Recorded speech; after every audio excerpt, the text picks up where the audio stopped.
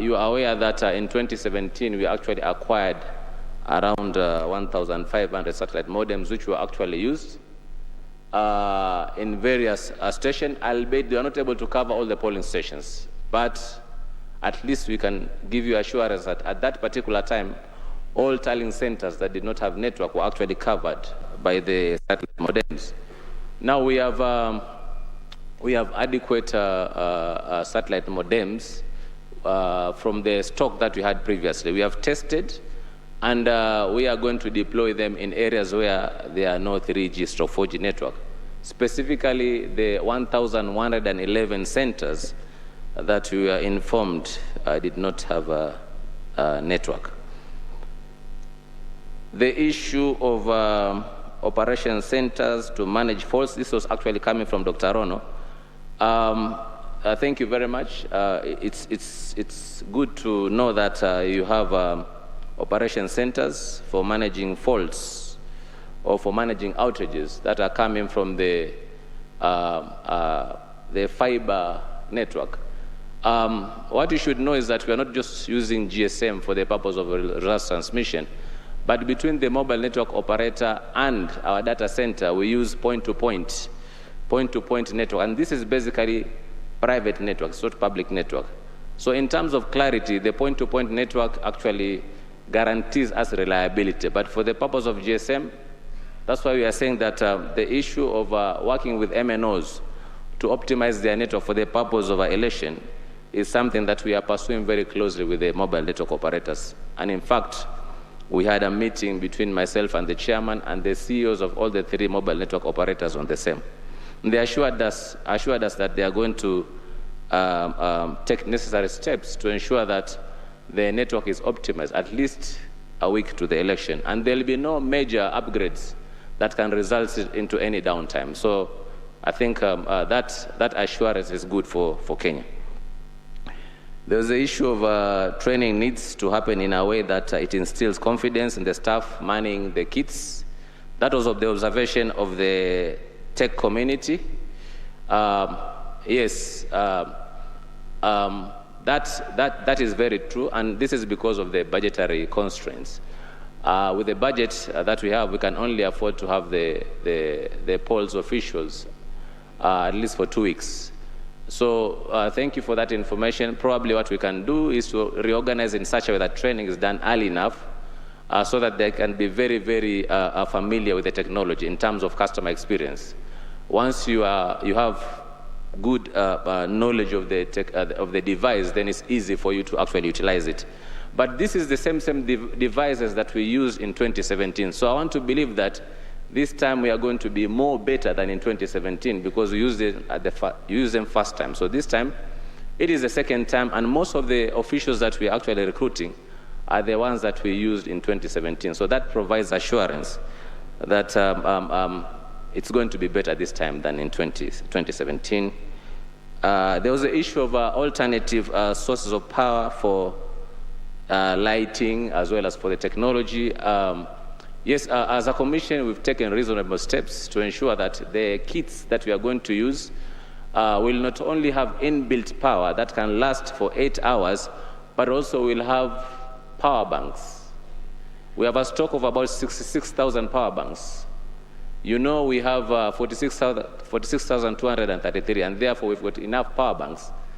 That, I think, was explained by Commissioner Justice Nyang'aya, that it can take up to 12 to 13 hours. And therefore, with the 8 hours and 13 hours, I think we have got solid power for the purpose of running the technology. And 2 is that for the purpose of the polling station, we normally use the gas lamps.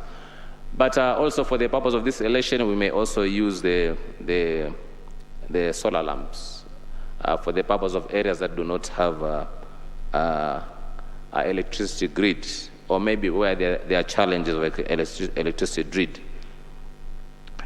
So that will address the issue of power.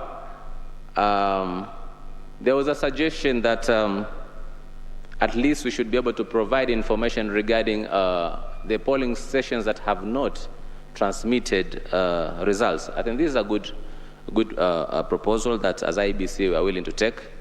so that we are able to tell you these are stations that have transmitted and these ones are the ones that have not transmitted, so that at least you are aware.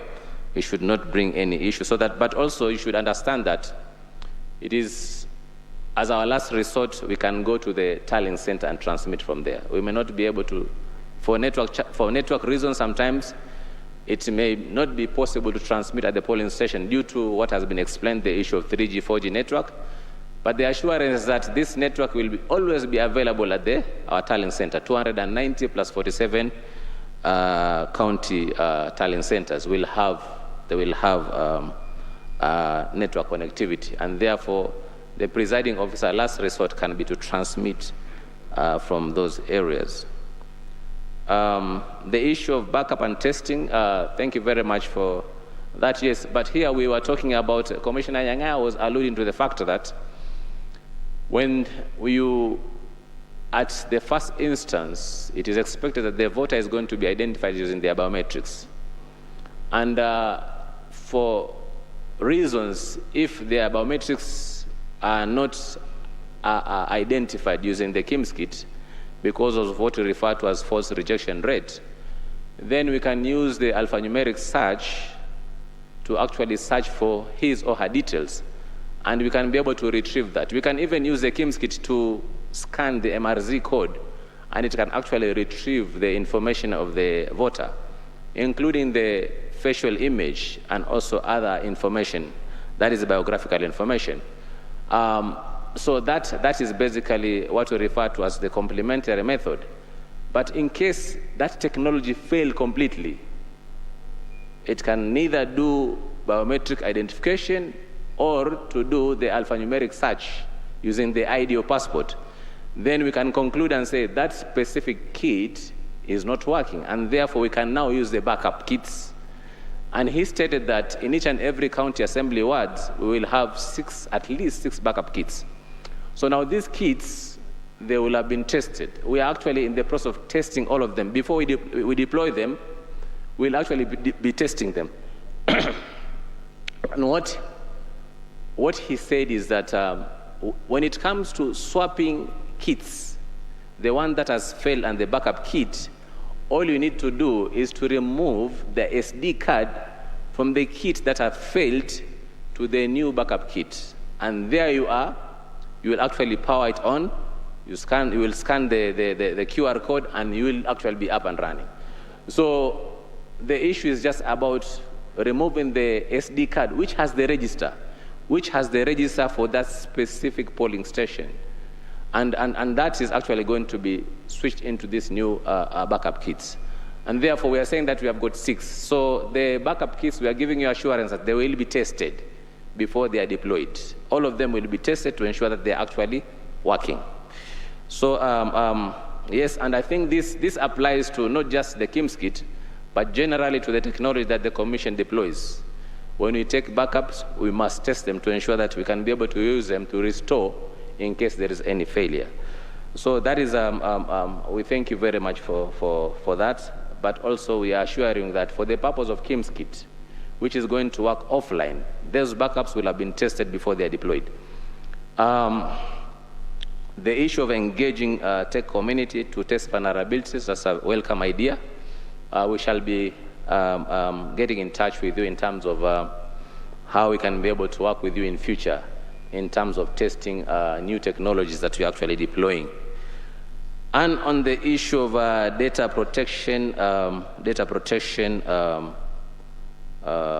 agreement, I think we are, as a commission, we believe we've done our best in as far as this law is concerned. We've done the data mapping. We know actually we are not only controllers of data, but we are also processors. And we recognize the fact that those who are going to process data on our behalf, we must sign agreement with them. And therefore, we have done what the Data Protection Commissioner has directed, just like she has directed the other entities handling data for data subjects. We have done the DPIA, or Data Protection Impact Assessment, to understand our processes, like what Brother Walubengo has said. Where does the data sit? How is it going to be processed? All those information we've taken into consideration in terms of processing data related to enrollment, but also where it actually rests. And so we are assuring that we are actually in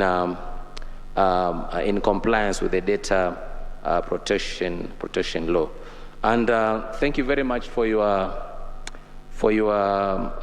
contribution in terms of what the Commission can do going forward, and that is to embrace the blockchain technology, which could basically address the issue of public trust. Thank you very much.